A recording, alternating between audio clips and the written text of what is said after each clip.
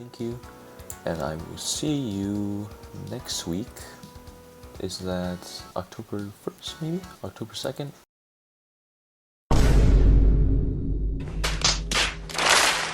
Hey guys, it's been a while. Okay, it's been a long while. Yeah. How many weeks has it been since like I last saw it? I think it's probably been a month. And I said I was gonna be gone for like 2 weeks. Wow. I'm not a great promise keeper, but you know, I'm back. And I usually start these videos with a rant, and it's gonna continue with this video. There's a lot of stuff that happened in games industry stuff. The one that hurts the most for me though is Destiny 2's situation right now. They recently had a huge layoff. I'm gonna interrupt myself here.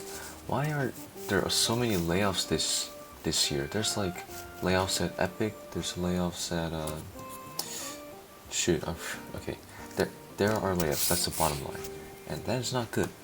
And there are layoffs at Bungie, including Michael Salvatori, who is or at least who was, because now that he's laid off, he was the main composer guy for Destiny 2, Destiny 1, and also he composed part of the music with Martin O'Donnell in Halo, which I don't know if, like, that is the resume for any game composer. That is such like a waitful, is that even a word? Like an experience that shows that his presence as a composer, his credentials hold weight. And now he's laid off. So it's not great news for Destiny 2 or the fans, or anyone for that matter, or especially Michael Salvatori. He's such a great composer. I listen to so much of Destiny 2's soundtrack. I love it so much. It's probably the most soundtrack, or the soundtrack I've most listened to. And it's just really sad to see him laid off. It kind of makes me worry for, Final Shape. If I wasn't kind of already worried now, I definitely am. But apart from that negative note, there's, I guess, other good stuff, with the club's been going well. The Video Game Development Club, we got to, making the game design document for our game, which the premise is going to be a rat platformer. Yes, you heard me right, a rat platformer. It sounds goofy, but, a lot of goofy things are good. Ratatouille, a rat, is controlling a guy's head, or a guy's body, with the hair on his head. It's pretty goofy, but Ratatouille is also a great movie, and so a rat platformer could also be a great game. That's my logic there, and it's just the obvious, but yeah, I'm pretty excited to see what we going on. Anyways, enough of my, what is it now? 4 minutes of ranting? Holy moly. Sorry. Let me show you what I've been working on. So from a month ago, when I last uploaded, I said that I was going to redo my art thing, because I realized that I needed to make smart objects. So I did that, and was it worth the millions and millions of hours? No. Actually, no. Yeah, it was. It was worth a million hours. Definitely not a million hours, but you know what I mean. Let me show you how that's so useful. All right. So here. Oh, okay. So this is a gradient mat right now. So basically, what I did is that I applied a gradient, a layer mask right here. Oh, you can't see my mouse. Hold on. Let me do a little OBS trick. Watch. I'm gonna go behind the scenes. Oop. Oh, everything's black. Just kidding. And then you can see my mouse now. Let's go! I'm getting better at using OBS. Anyways, you can see this layer mask that I put over this main layer, and basically I've made a gradient that starts with a concentrated pink at the above and then just fades out at the bottom.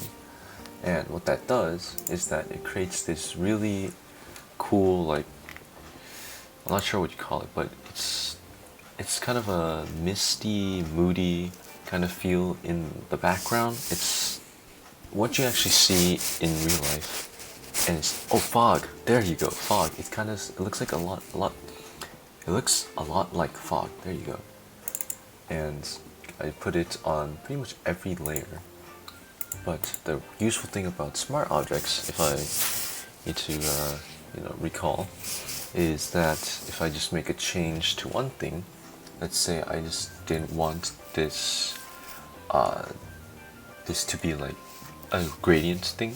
I just wanted it to be a just like solid color, right? If I just disabled this and then save and then go back, you can see that there's no like fading here. But if I change it back, now watch closely, look at this part and these below parts. If I go back and then enable it again, all the smart objects that reference that smart object is going to change, and because of that I have that fog now. So it's a really useful thing.